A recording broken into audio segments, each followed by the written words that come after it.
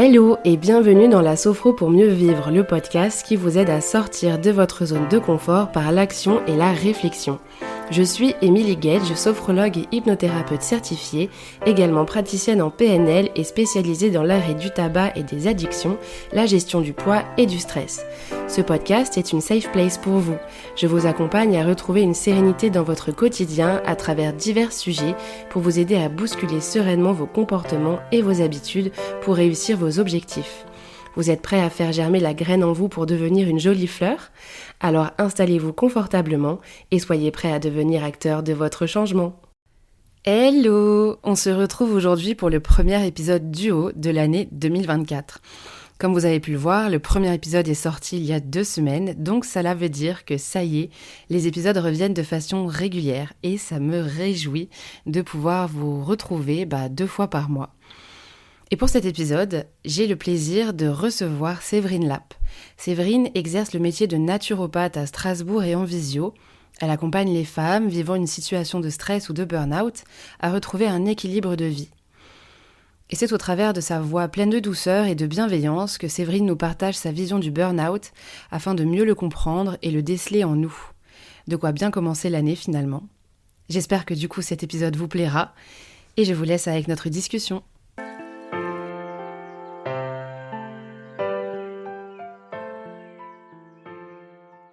Bonjour Séverine, je suis très heureuse de pouvoir te recevoir pour un nouvel épisode de podcast. Comment vas-tu ? Bonjour Émilie, je vais très bien, merci. J'aimerais bien savoir qui tu es et surtout, est-ce que tu peux expliquer à nos auditeurs et nos auditrices ton parcours ? Oui, je suis donc Séverine Lapp, je suis naturopathe, j'exerce en ligne et en cabinet à Strasbourg et j'accompagne les femmes stressées ou en burn-out à retrouver de l'énergie et un meilleur équilibre de vie, à se reconstruire aussi dans le cadre d'un burn-out. Et j'accompagne également les femmes dans toutes leurs étapes de leur vie concernant des déséquilibres hormonaux. Ok, c'est vachement complet. Est-ce que tu peux m'expliquer un petit peu et nous expliquer à tout le monde, ceux qui nous écoutent, ta façon de travailler par rapport à tous ces sujets ? Alors la naturopathie, c'est un ensemble de techniques de soins qui visent à équilibrer l'organisme par des moyens naturels et biologiques. Moi, les outils que je vais utiliser, ça va être l'alimentation, la nutrition, la micronutrition, ça va être la phytothérapie, donc les plantes, l'aromathérapie, des huiles essentielles. Alors ça, c'est plutôt des béquilles. L'idée, c'est vraiment de trouver au maximum dans l'alimentation ce dont le corps a besoin comme carburant pour bien fonctionner. Quand je parle de corps et d'esprit. On est aussi à la fois sur le physique et sur le psychique. Ok, c'est super intéressant parce que tu fais le lien entre le corps et l'esprit et en sophrologie aussi, on a ce modèle de corps-esprit, on dit que c'est un même système cybernétique. Ça te parle ? Ça me parle tout à fait. Alors, je ne connaissais pas le nom cybernétique, mais nous, on va dire en naturopathie, on a une approche holistique. On considère l'individu dans sa globalité. Donc, à la fois l'individu en tant que personne, mais aussi l'environnement dans lequel il évolue, que ce soit son environnement personnel, son environnement professionnel. Évidemment, dans le cadre du burn-out. Donc, moi, j'utilise le mot burn-out volontairement sur la définition de l'OMS, qui concerne du coup l'épuisement physique, psychique, émotionnel lié au travail. Donc cette approche holistique, elle est vraiment, elle nous est chère en naturopathie. On est un tout et on ne peut pas considérer un système. Quand je parle de système, ça va être par exemple le système respiratoire, indépendamment du système digestif, indépendamment du système reproducteur, etc. D'accord, ok, trop bien. Et concrètement, la naturopathie, c'est quoi l'impact qu'elle a sur le corps et sur l'esprit en fait ? Alors l'idée en fait, c'est de remettre un peu à plat son hygiène de vie pour reprendre de bonnes habitudes. Alors, quand je parle d'hygiène de vie, les piliers sur lesquels on travaille en naturopathie, ça va être l'alimentation, j'en ai parlé tout à l'heure. Ça va être tout ce qui est gestion du stress avec des techniques spécifiques, tout ce qui est accueil des émotions. Alors, je ne suis pas psychologue, je réoriente selon les besoins aussi mes consultantes vers d'autres professionnels. J'ai une approche pluridisciplinaire. Ça va être la partie mouvement oxygénation. Et dans cette partie-là, je ne suis pas coach sportif, mais je vais proposer des techniques de respiration ou alors des contacts, d'aller en tout cas se mettre régulièrement au contact des éléments naturels dans la nature. Faire du sport en salle, c'est OK, mais se balader dans la nature, il y a encore plein d'autres bénéfices en fait à en retirer. Donc vraiment cette vision hygiéniste de la naturopathie, c'est celle que je vais utiliser moi en consultation. Ok, je trouve ça super intéressant parce que du coup, je t'ai proposé de venir discuter principalement du burn-out parce que j'ai cru comprendre que tu accompagnais beaucoup de personnes qui vivaient peut-être un burn-out ou peut-être avant, après. Je ne sais pas vraiment comment tu travailles dessus, mais j'imagine que le lien avec la nature, ça doit être essentiel pour les personnes qui vivent ce genre de situation pour se reconnecter un petit peu à eux, non? Oui, effectivement. Alors, c'est vrai que j'ai pas insisté tout à l'heure en me présentant sur mon parcours. Moi, je suis passée par un burn-out il y a 10 ans. Et voilà, donc c'était un vrai traumatisme. J'utilise volontairement ce mot parce que je ne dis pas que j'en conserve des séquelles, mais aujourd'hui, je suis capable de reconnaître les signaux d'alerte quand je tire trop sur la corde. Le burn-out, en fait, il fait suite à une longue période de stress chronique. Il est précédé d'un burn-in. Donc, moi, j'ai des clientes qui sont soit en situation de stress chronique et qui s'en rendent pas forcément compte. Et là, je vais les alerter parce qu'elles viennent me voir par rapport à des symptômes qui peuvent être, par exemple, des symptômes digestifs, par rapport à des troubles de la fertilité, par rapport à de l'inflammation ou des maladies inflammatoires. Donc, j'ai une approche, on va dire, complémentaire à la médecine conventionnelle, hein. La naturopathie, c'est une approche non conventionnelle, donc non reconnue par la sécurité sociale, mais on vient en complément. Donc, des clientes en stress chronique, en burn-in. Là, le burn-in, c'est vraiment quand le corps commence vraiment à être en état d'alerte maximum. C'est la dernière étape, hein, du stress chronique avant l'effondrement qu'est le burn-out. Donc, dans ce contexte-là, souvent, les clientes, je leur fais passer des tests auto-administrés pour voir un peu comment elles se situent au niveau professionnel par rapport à leur charge de travail, par rapport à la valeur travail qu'elles incarnent, enfin, l'identité qu'elles ont par elles-mêmes par rapport à leur travail. Et parfois, il m'arrive du coup de leur recommander fortement d'aller chez le médecin, leur médecin traitant, pour voir pour un arrêt maladie, parce que je sens que si elles continuent dans cette ligne-là, elles vont vraiment s'épuiser et s'effondrer complètement. Le burn-out, donc, c'est l'effondrement. Et dans ce cadre-là, j'interviens avec elles sur la partie retrait. Je me repose. Et pour des personnes qui passent par un burn-out, c'est hyper difficile parce que c'est des personnes qui sont passionnées en général par leur travail. C'est des personnes qui n'arrivent pas du tout, qui ne savent pas ne rien faire. Donc, il y a tout un apprentissage à mettre en place sur, voilà, apprendre à ne rien faire. Et par exemple, quand on est en arrêt de travail, on est en arrêt de travail, donc on n'est pas en contact avec son travail et on ne travaille pas à la maison. Et trier les placards, nettoyer les fenêtres, faire le grand ménage qu'on n'a pas jamais le temps de faire, c'est pas du tout le moment. Donc il y a vraiment cette période de retrait où on se repose, j'interviens, où on refait son stock d'énergie, j'interviens et ensuite on envisage la suite. Est-ce que je retourne dans mon entreprise? Donc, est-ce que j'aime mon métier? Est-ce que je retourne dans mon entreprise? Est-ce que je reviens en mi-temps thérapeutique? Est-ce que finalement, non, je me rends compte que mon métier me plaît, mais c'est peut-être pas dans cette entreprise? Ou alors, non, finalement, mon métier ne me plaît plus du tout, j'ai envie de faire autre chose. Donc, moi, je guide du coup vers un bilan de compétences avec des partenaires euh, des coachs ou d'autres personnes avec qui je travaille. Mais vraiment, cette étape, j'envisage la suite. Il ne faut pas du tout y penser à partir du moment où on vient d'apprendre qu'on est en burn-out et qu'on est en arrêt de travail. Ça, c'est vraiment quelques semaines, voire quelques mois, voire parfois, pour certaines personnes, quelques années plus tard. Il faut vraiment respecter ces étapes. Elles sont hyper importantes pour éviter la rechute.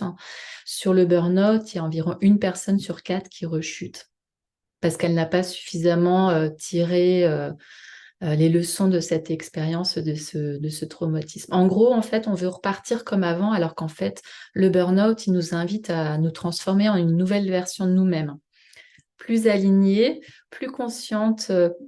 J'utilise volontairement le mot consciente aussi parce que ce sont plutôt les femmes qui sont touchées aussi par le burn-out. Il y a des hommes aussi, mais en général, on est quand même en tant que femme, plus sollicitée. Enfin, il y a une charge mentale supplémentaire avec la vie de famille. Voilà, un autre mode de fonctionnement aussi. Donc, voilà, j'ai perdu le fil de là où je voulais en arriver, mais je pense que j'ai répondu à ta question. Hyper ok. C'était hyper complet, merci. Du coup, ça m'amène à une question qui me vient. Il me semble que je vais essayer de te la poser en deux temps. C'est par rapport à ce que tu viens de dire juste à la fin, le fait que il y avait plusieurs temps dans la guérison, entre guillemets, du burn-out et qu'il était primordial, pardon, de respecter certaines étapes. Par rapport à ça, bah moi je pense à la notion de zone de confort, puisque c'est le Mhm. sujet de l'épisode, enfin du podcast en général. Et je me demande, enfin je comprends très bien que en un sens, c'est important pendant un temps, si je comprends bien, de ne pas sortir et de rester dans un cocon, mais en un sens, c'est aussi une sortie de zone de confort si on n'en a pas l'habitude. Effectivement. Mm. Et ensuite, du coup, ce serait quoi la prochaine étape pour quelqu'un, par exemple, qui nous écoute et qui vit cette situation? Alors, de sortir de sa zone de confort, parfois cette zone de confort aussi, elle est inconfortable. Ça veut dire qu'à un moment, il est nécessaire de travailler sur ses peurs, sur ses angoisses. Quand on traverse un burn-out, le système nerveux est complètement dérégulé. Et des techniques de respiration, de la sophrologie, enfin, il y a plein de choses qui permettent de réguler le système nerveux, le carburant qu'on apporte par l'alimentation, le contact avec la nature. En tout cas, ce système nerveux, il est nécessaire de le rééquilibrer.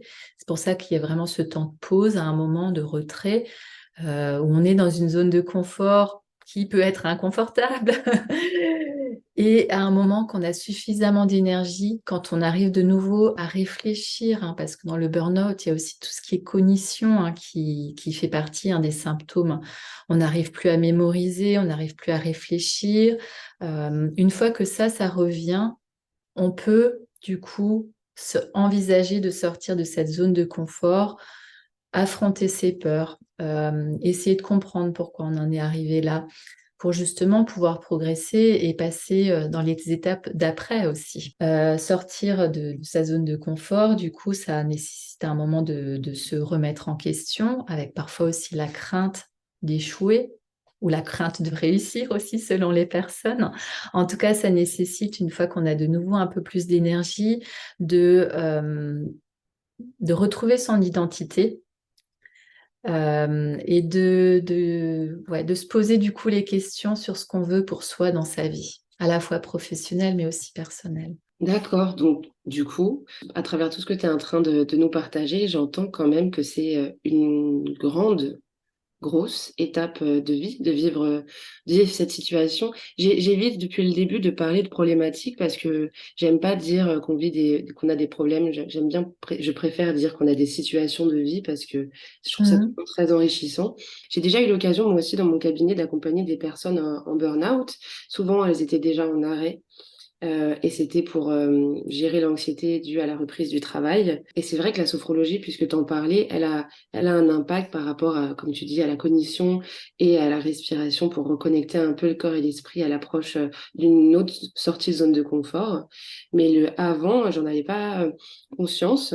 Et surtout, je pensais pas que la naturopathie, elle pouvait avoir un impact, bien que c'est un outil complémentaire comme un autre. Et du coup, par rapport à tout ça, toi, tu as dit que c'était ton approche, elle était disciplinaire. Je trouve ça très chouette. Comme ça, c'est très complet finalement pour accompagner ces situations de vie. Et à côté de ça, toi, en tant que personne individuelle, en tant que juste Séverine, ce serait quoi, sans parler des expériences de vie des personnes que tu accompagnes, ta propre définition de la sortie de zone de confort et de la zone de confort d'ailleurs? Alors la zone de confort, pour moi, c'est un peu le cocon de sécurité. C'est on reste un peu replié sur soi ou dans son environnement proche avec des personnes qui nous comprennent. On ne se met pas trop en danger.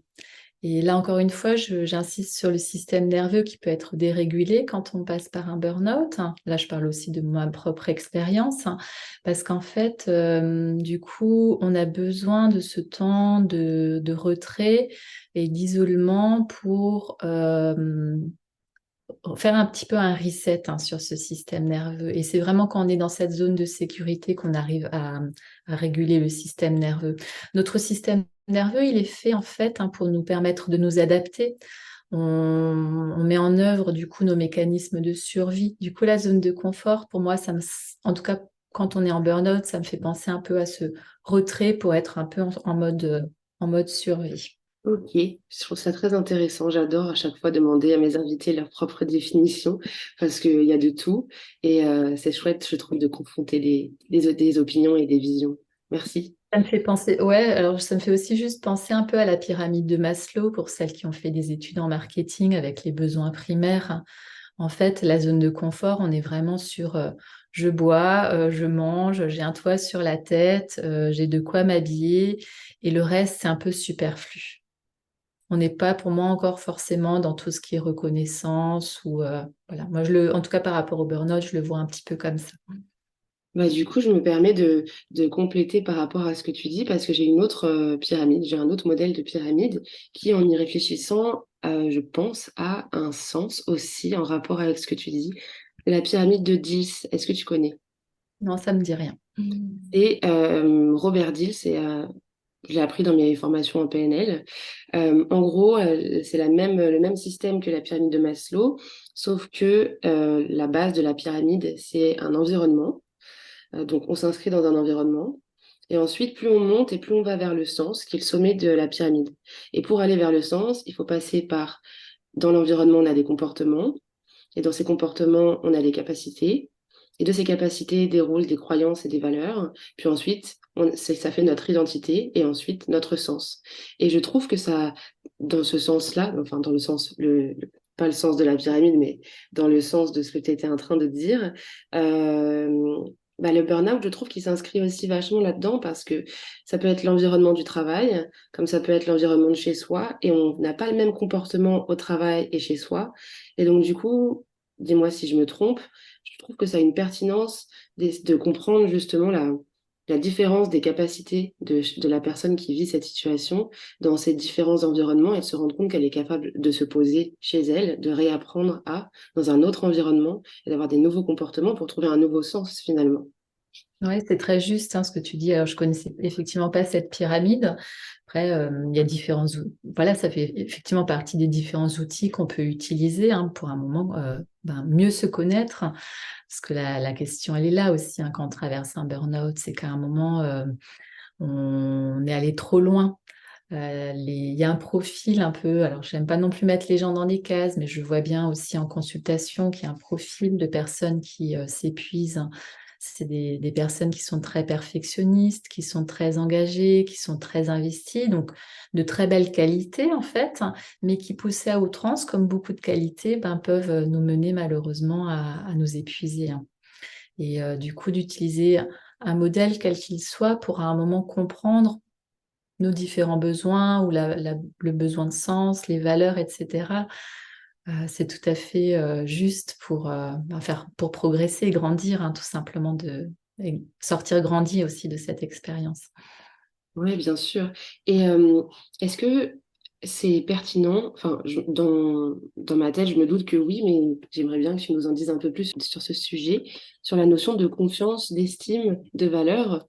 Je ne sais pas vraiment comment une personne qui vit un burn-out se sent dans son intériorité et quel serait le travail le travail, l'accompagnement peut-être que la personne aurait besoin pour justement retrouver sa valeur, retrouver de l'amour personnel et toutes ces choses-là. En général, quand on passe par un burn-out, on est dévasté. Il y a pour beaucoup de personnes une phase de déni, parce qu'on ne veut pas accepter cette nouvelle réalité. C'est faire le deuil aussi d'une version de nous-mêmes pour passer à une nouvelle version. Et du coup, ouais, dans les accompagnements, moi, je travaille beaucoup sur l'amour de soi et cette notion d'estime de soi et de reprendre confiance en soi. Alors, moi, je travaille dessus, mais parce que comme je suis passée par le burn-out, c'est vraiment... Et que je me suis fait accompagner par la suite aussi. Je me suis fait accompagner par une psychologue du travail, j'ai fait une psychanalyse aussi. J'avais fait de la sophrologie, je me suis intéressée à des techniques énergétiques. C'est pour ça que je parle aussi d'approche pluridisciplinaire, parce que moi, je sais jusqu'où ouais, j'ai fait plein de trucs en fait. Je suis en train de réfléchir en même temps. En fait, je sais jusqu'où moi je peux intervenir, mais après sur cette notion d'amour de soi. Je suis pas coach de vie, j'ai des connaissances, j'ai des compétences sur certains aspects, mais quand je vois que je coince par rapport à certaines personnes ou certaines situations, je vais réorienter systématiquement. La question du coup de la confiance en soi, pour moi, c'est le passage à l'action qui redonne confiance en soi. Et quand on est en burn-out, souvent on est un peu tétanisé, c'est notre système nerveux encore qui veut nous protéger de situations qui peuvent nous paraître désagréables ou dangereuses. Et du coup, bah, ces actions, c'est des petites choses à mettre en place au quotidien avant de vouloir tout révolutionner. Hmm. Ouais, et du coup, ces petites choses à mettre en place petit à petit, c'est plein de petites sorties de zone de confort finalement. C'est ça. Moi, j'utilise la technique des petits pas, que ce soit pour l'alimentation, la méthode Kaizen, que ce soit pour l'alimentation, les changements à mettre en place à ce niveau-là, ou les changements d'hygiène de vie aussi de manière générale, ou l'accompagnement. Là, si je peux donner un exemple, la semaine dernière, j'ai reçu une cliente en suivi. Elle a fait un burn-out il y a 1 an. Entre-temps, elle a eu pas mal d'autres soucis de santé. Et elle m'expliquait en fait qu'elle avait perdu la joie de vivre. Et donc, je lui ai proposé un exercice tout simple, c'est déjà de noter au quotidien ce qui lui procure des mini-joies, des petits kiffs. Parce qu'on a tendance à oublier, en fait, dans notre journée. En fait, on s'attend que le bonheur, ce soit un truc, le nirvana absolu tous les jours. Alors qu'en fait, le bonheur, c'est aussi collectionner tous ces petits instants qui rendent la vie chouette, hein. Ça va être le sourire de la boulangère, la blague du facteur, enfin, des petites choses comme ça, un chien qui s'ébroue dans l'eau, enfin bref, des petits trucs comme ça, le sourire d'un enfant ou des rires d'enfants dans un parc. Mais tous ces petits moments qui, mis bout à bout, quand on y repense à la fin de la journée, font que on a une chouette journée aussi. Et que l'idée, c'est de voir aussi le verre plutôt à moitié plein plutôt qu'à moitié vide, quoi. Donc les petits kiffs. Voilà, donc tout moi, c'est toutes ces petites techniques que je vais utiliser pour aider à la personne à aussi reprendre confiance en elle et à voir la vie de manière plus positive, hein. C'est chouette, j'aime beaucoup t'entendre discuter de tout ça parce que c'est un peu la même vision que moi j'ai, le fait de voir toujours le verre à moitié plein et d'accepter que des fois on n'arrive pas à le voir plein, c'est aussi OK. Mais ce que j'entends surtout dans ce que tu dis, c'est la notion d'observation que je trouve essentielle parce que quelqu'un qui vit cette situation de burn-out, que ce soit pendant, avant ou après, tu me dis si je me trompe, mais j'ai la sensation que c'est parce que pendant un temps, elle a oublié de s'écouter, elle a désappris à le faire, et donc du coup, c'est nécessaire de repasser par l'observation, que ce soit de soi-même ou de l'extérieur finalement, observer ce qui l'entoure, se reconnecter en fait à l'instant présent, si on peut dire ça comme ça. Ouais, c'est très juste, hein. En fait, quand on s'épuise, alors volontairement, je m'adresse aussi beaucoup aux femmes parce que je parlais de charge mentale tout à l'heure et puis on a eu des conditionnements aussi dans la manière dont on a été élevé et je jette pas du tout la faute à nos parents ou au modèle d'éducation, hein, mais bon, c'est comme ça. Les petites filles, on nous a appris à prendre soin des autres, hein. Donc bien souvent, en tant que jeune adulte ou que jeune femme ou que femme plus tard aussi ou maman, on prend d'abord soin de son conjoint, de ses enfants.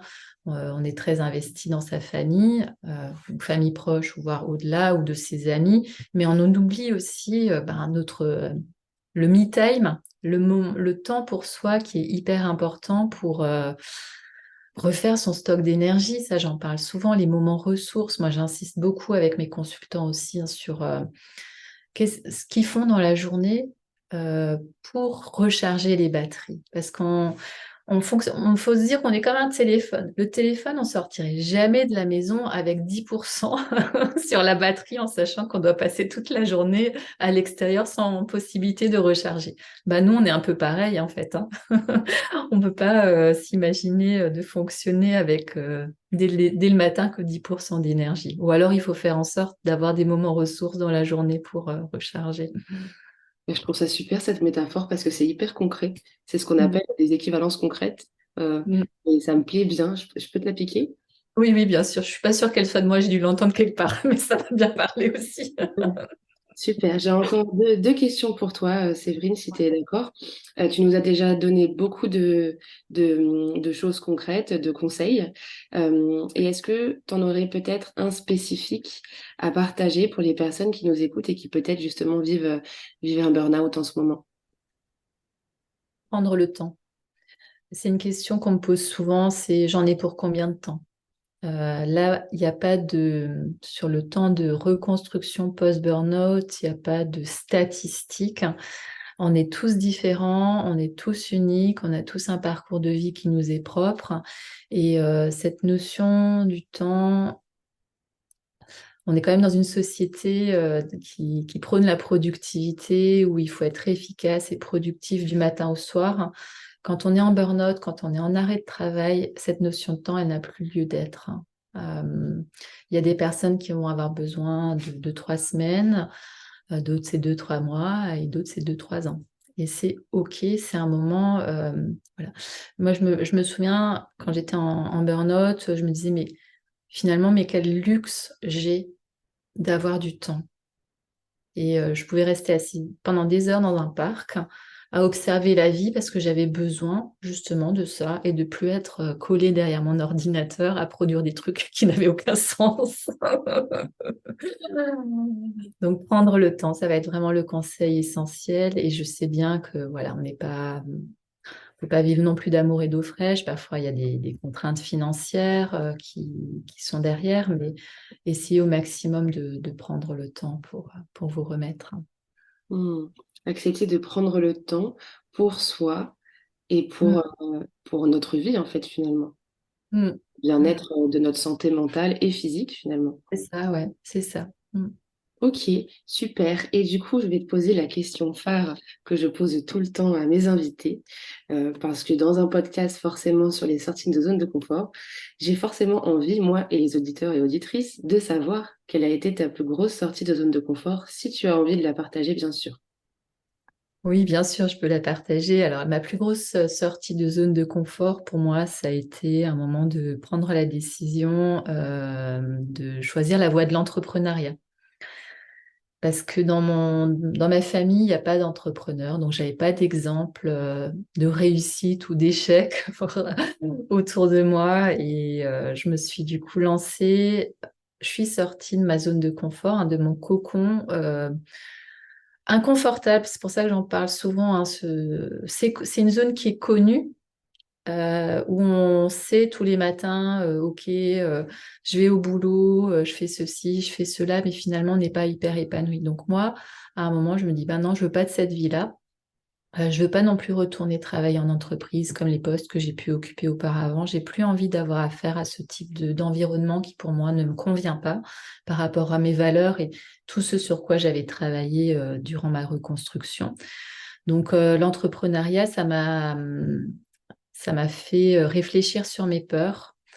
Ça m'a amené à les dépasser parce que dans les peurs, ben, il y avait est-ce que je suis assez? Est-ce que je suis légitime? Est-ce que je vais pouvoir aider les autres? Est-ce que je suis pas le syndrome de l'imposteur? Enfin bref, les mécanismes qui sont quand même souvent les mêmes que je revois aussi souvent auprès de mes consultantes, je les ai traversés parce qu'à un moment, bah, j'avais envie d'être connectée à qui je suis au plus profond de moi et exercer une profession en lien avec mes valeurs et vivre tout simplement de mes rêves.